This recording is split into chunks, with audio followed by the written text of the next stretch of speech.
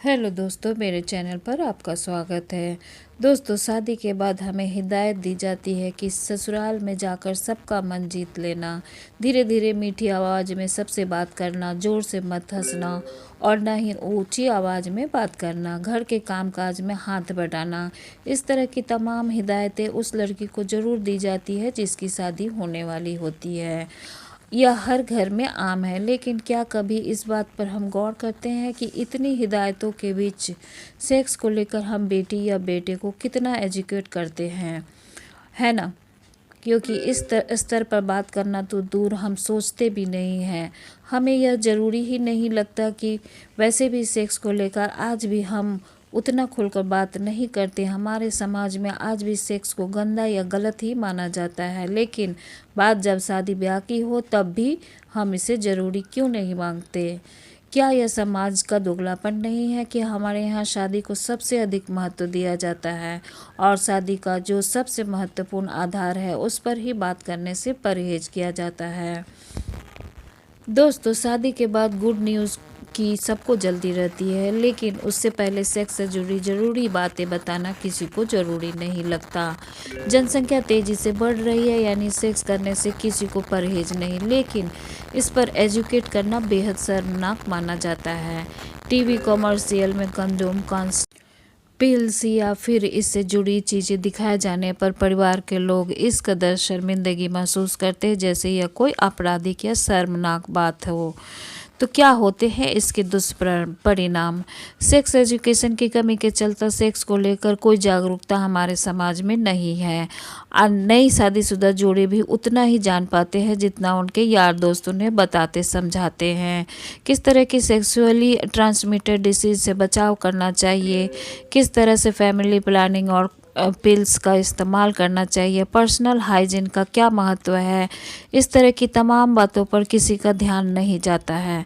यही वजह है कि अधिकांश लड़कियां सेक्स को लेकर एक फैंटेसी में जीती हैं और सुहागरात को किसी फिल्मी सीन की तरह देखती हैं, लेकिन जब उनका सामना हकीकत से होता है तो उनके सपने बिखर जाते हैं। बात सिर्फ लड़कियों की ही नहीं है, लड़कों की भी को भी यही सीख नहीं दी जाती है कि पहले रात को सेक्स करना ज़रूरी नहीं। सबसे ज़रूरी होता है एक दूसरे को कंफर्टेबल महसूस कराना, क्योंकि सेक्स एक क्रिया नहीं, भावना है और आपके रिश्ते की नींव का महत्वपूर्ण आधार भी। हमारे यहाँ दोस्तों की बातें या फिर पोर्नोग्राफी की सेक्स एजुकेशन का सबसे बड़ा आधार व जरिया होता है, जिससे बहुत ही गलत जानकारियाँ हासिल कर कपल्स अपनी अपनी सोच के साथ एक दूसरे के करीब आते हैं।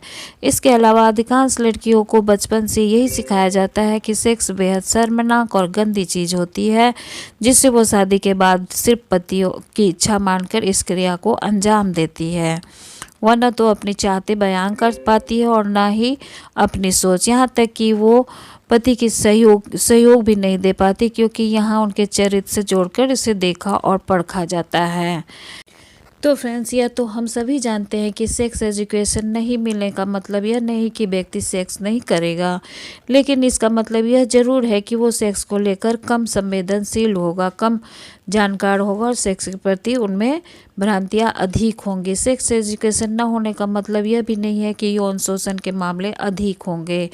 यह मान लेते हैं कि शोध भी इसी ओर इशारा करते हैं कि लगभग 70 से 80% पेरेंट्स सेक्स एजुकेशन के लिहाज से बच्चों में सेक्स की बात ही नहीं करते, क्योंकि एडल्ट होने के बाद शादी से पहले तो कम से कम उन्हें इस विषय पर ज़रूर बात करनी चाहिए, ताकि उनकी शादी की नींव मजबूत हो।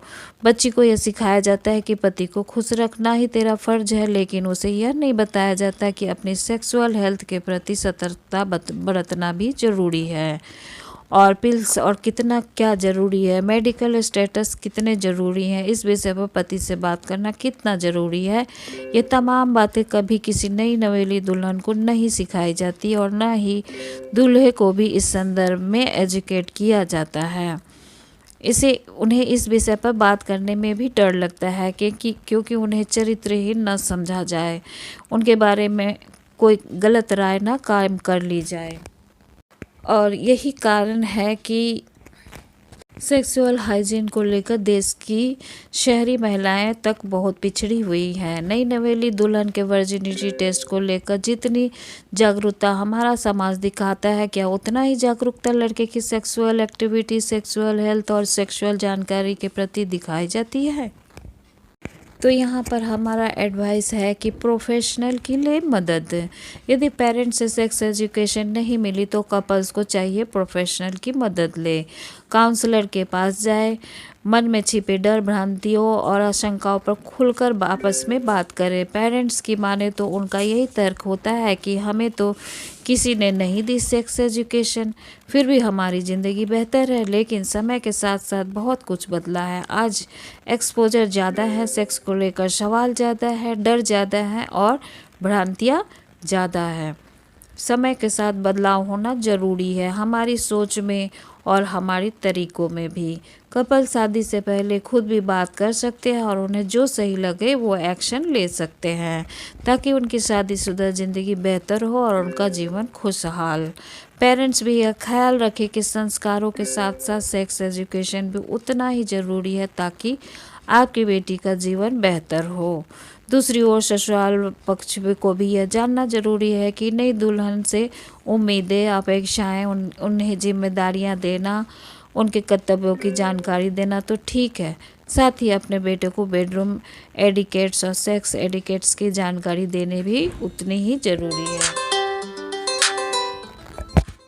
तो फ्रेंड्स, आई होप वीडियो काफ़ी हेल्पफुल होगा और इसी तरह की जानकारी से भरपूर वीडियोस के लिए मेरे चैनल को सब्सक्राइब कर ले और बेल आइकन को प्रेस करके ऑल पर प्रेस कर दे, ताकि लेटेस्ट वीडियो की अपडेट आप तक पहुंचती रहे। धन्यवाद। Take care. Bye bye.